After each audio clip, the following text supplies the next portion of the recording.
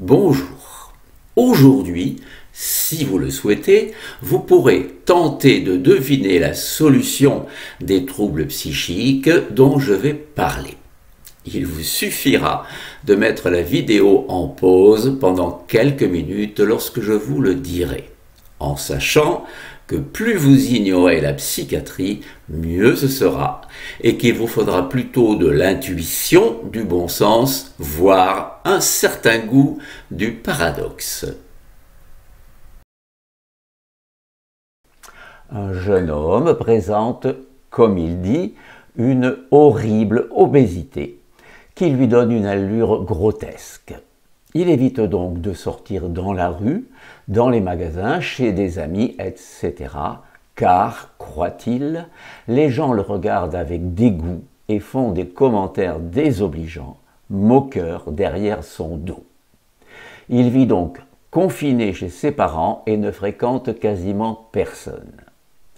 Plusieurs psychiatres, ne parvenant pas à le rassurer en lui affirmant que les gens ne sont pas si bêtes et méchants, lui diagnostiquent une manie de la persécution, une paranoïa résistante à leur thérapie.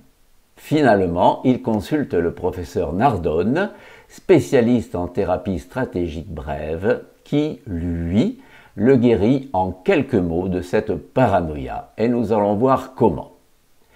Et vous pouvez mettre en pause si vous le voulez pour tenter de deviner comment. À l'inverse de ses collègues, qui apparemment firent plus de mal que de bien, le professeur explique à son patient qu'il a raison, que vu son horrible obésité, la plupart des gens dans la rue doivent se retourner plus ou moins discrètement sur son passage et faire des remarques plus ou moins aimables. Cette réponse, loin de vexer ou de désespérer le patient, le soulage d'un grand poids. Et il s'écrie « Mais alors, je ne délire pas, je ne suis pas fou ».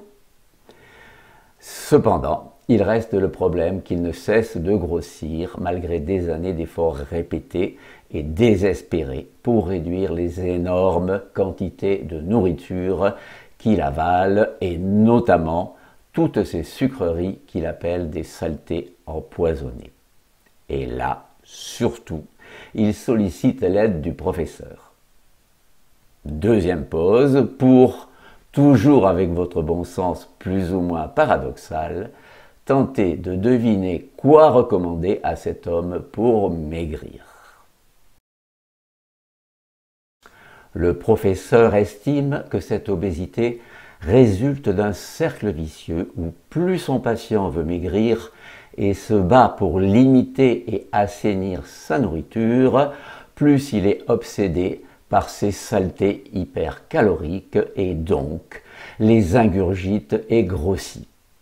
Ainsi, c'est à cause de tous ses efforts pour manger moins et mieux qu'il mange plus, plus mal et surtout ce qu'il s'interdit.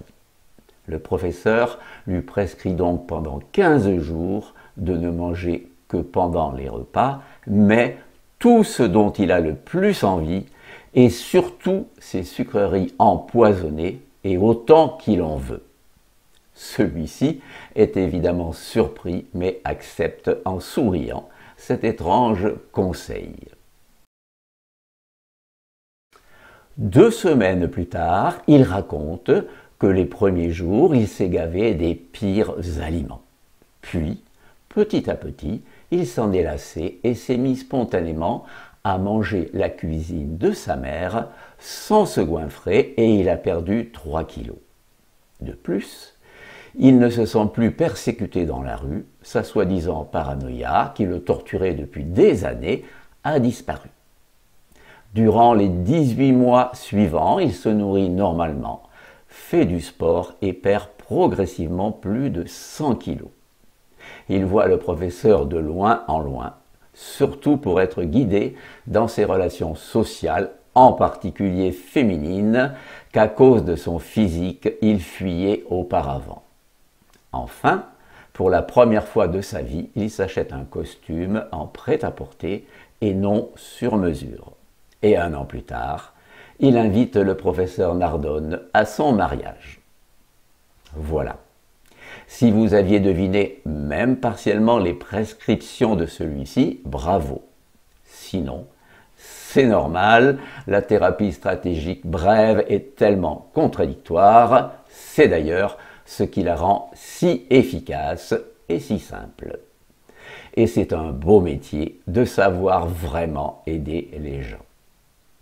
Ce cas clinique est tiré du livre du professeur Nardone, L'amour et la haine de la nourriture, édité chez Henrik B.